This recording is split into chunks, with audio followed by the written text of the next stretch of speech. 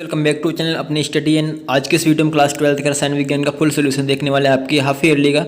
चलिए पहला प्रश्न यहाँ पे सही विकल्प के उत्तर यहाँ पे देख लेते हैं। तो पहला है आकृष्टलीय ठोस, पहले का आंसर, सेकंड का आंसर Fe3O4, थर्ड का आंसर समूह 15 के तत्वों को, चौथे का आंसर आपका 3 मेथिल बेंजोल, पाँचवें का आंसर फिनॉल, छठवें का आंसर यहाँ पे CH3NC, सातवें का आंसर पेनिसिलिन है।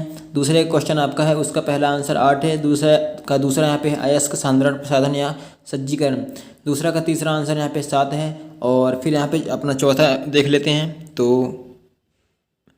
चौथा देखते हैं, एक सेकंड आगे पीछे हो गए क्वेश्चन। तो ये आपका चौथा प्रश्न है एक शब्द एक वाक्य वाले का।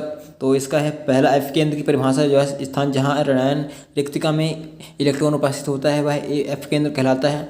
लेकिन हमको देखना, अभी ऑब्जेक्टिव देख रहे थे तो ऑब्जेक्टिव पहले देख लेते हैं कहाँ पे है, आगे पीछे हो गए हैं उसको देख लेते हैं कहाँ पे ऑब्जेक्टिव दिए गए हैं आपके। तो ये आपके हैं आदर्श अनादर्श विलयन में अंतर, और ये आपका प्रश्न क्रमांक 10 हो गया। तो ऑब्जेक्टिव आई थिंक इतने ही हैं यहाँ पे। ये प्रश्न क्रमांक 3 यहाँ पे आ गया।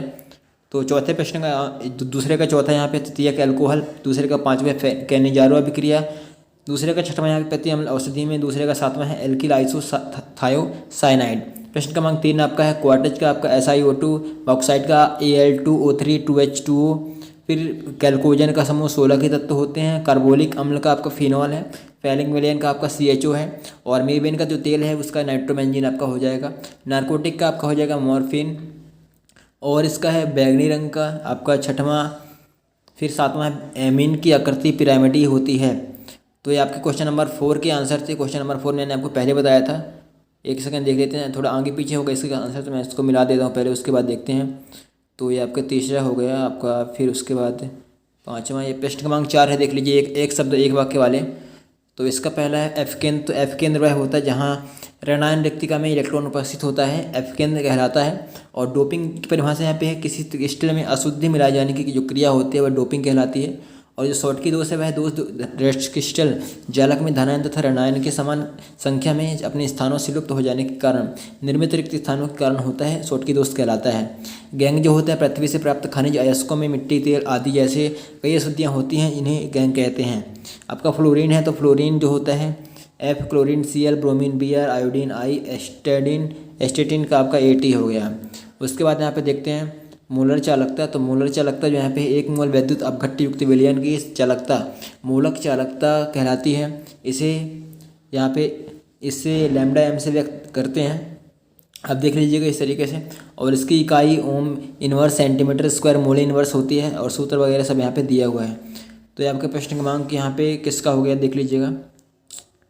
और जो क्वेश्चन है आप समझ लीजिएगा किसके क्वेश्चन कौन से हैं। उसके बाद अपना देखते हैं। तो चौथे का छठवां यहाँ पे बैगनी रंग का है, और चौथे का सातवां यहाँ पे एमीन की आकृति पिरामिडी होती है। और प्रश्न क्रमांक 5 आता है चौथे के बाद।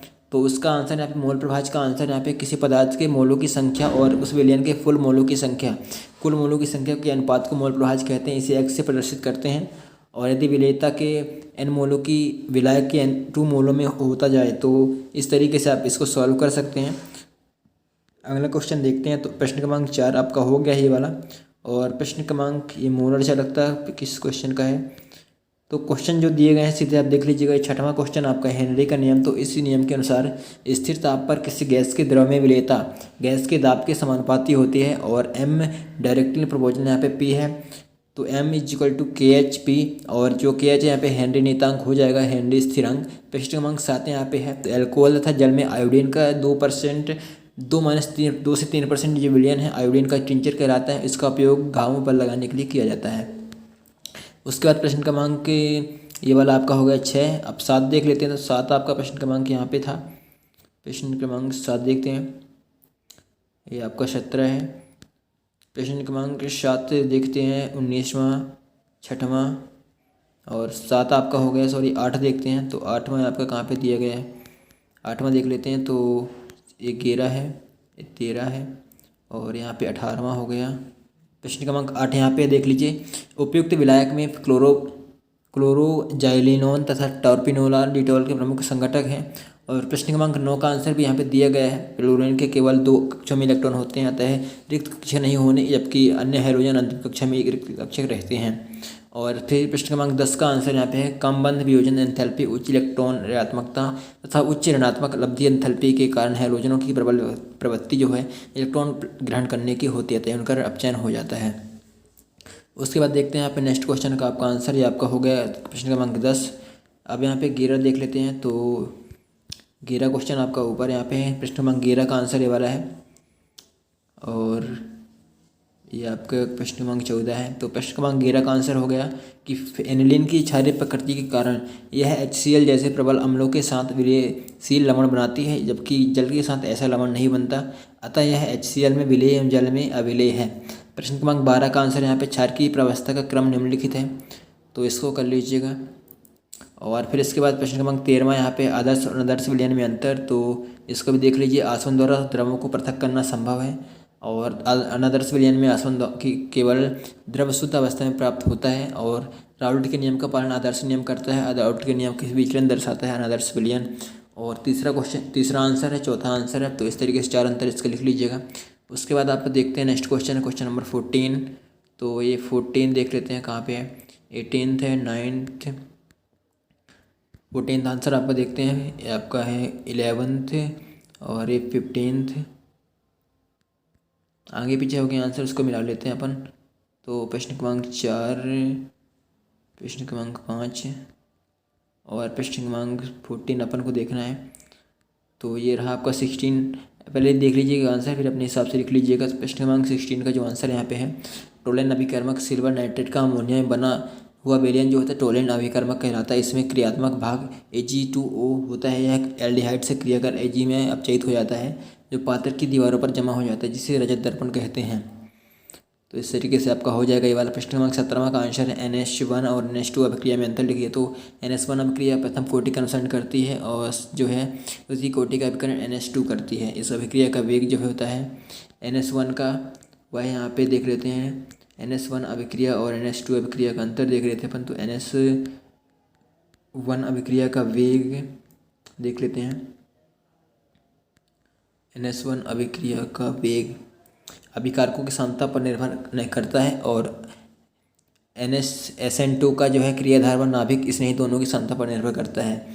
इनकी क्रियाशीलता क्रम ये होता है, इनके क्रियाशीलता क्रम ये होता है। और इस तरीके से आप लिख लीजिएगा। 18वां क्वेश्चन आपको प्रतिरोधकता का है, इसको भी देख लीजिए। और आपका जो क्वेश्चन बचा हुआ है 10वां ये वाला रहा और आपका रहा ये, आगे पीछे हो गए हैं इसलिए दिक्कत हो रही है यहाँ पे।